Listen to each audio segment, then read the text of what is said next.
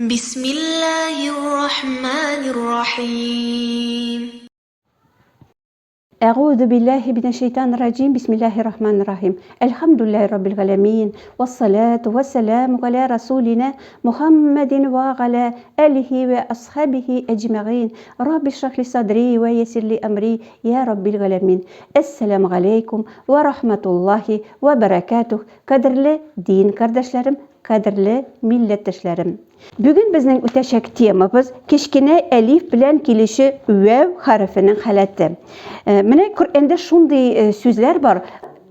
Vav harfi ustida kichkina alif tura turgan so'zlar bor. Qarab ketamiz ularning birsin. As-salata degan so'zni olamiz. As-salatu degan so'z. Mana bunda endi bizning vav harfi ustida kichkina alif o'tira.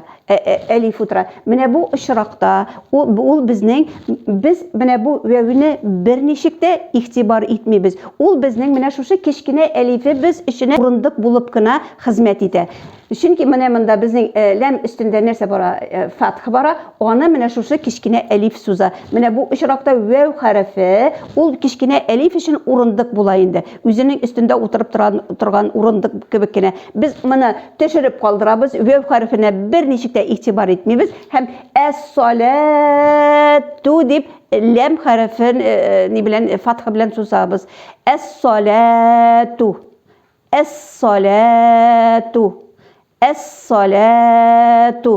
Mana Qur'onda ishri turgan shunday so'zlarni kitobimizni 61-bitida yozganlar. As-salatu. Biz bu misolni qaradik. Mana jaya ishida qaraymiz, nechik itirib biz uni o'qirga tiyishmiz. As-salatu. Mana as-salatu deb bunda lam alif bilan yozgan ishroq durust bo'lmay, biz uni olay yozirga tiyish tugilmiz. Biz uni Qur'onda mana birinchi as-salatu deb kichkina alif bilan yozgan variantini ko'rishakmiz. Az-zakata, az-zakata. Mana bu so'zda da bizning kaf harfi fatha bilan onun ortidan vav harfi tura, ham onun ustida kichkina alif qo'yganlar. Biz mana bu kichkina alifni zo'r alifni so'zgan kabi so'zib o'qiymiz, ammo lekin ostida turadigan vav harfini bir nechikda o'qimaymiz, uni ignoririb etamiz. Onda narsa? Onda harfning xizmatini o'tamay, uning o'rnina balakay alif uchun o'rindiq xizmatingina o'taydi. Az-zakata, ar-riba, ar-riba, ar-riba, bil-ghadati, bil-ghadati, bil-ghadati,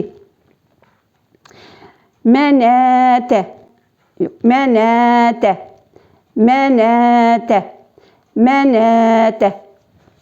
Qoida, agar vav harfi ustida kichkina alif tursa, vav harfi o'qilmay, onun o'rnina kichkina alif o'qila. Darsimizni yumg'oqlab aytirga bo'la.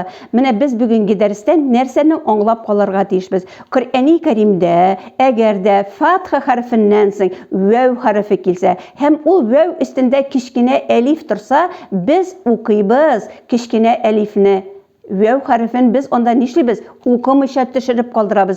Chunki bu ishroqda, bu o'rinlarda balakay alif uchun o'rindiq xizmatingina o'tay turgan harf bo'lib sanala. Biz fathini so'zatirgan zo'r alif qo'yilgan kabi so'zib o'qiymiz. Mana endi bugungi darsimiz shuning bilan tamam. Men sizni o'zimning kelasi darslarimda da kutib qolaman. Assalomu alaykum va rahmatullohi va barakatuh.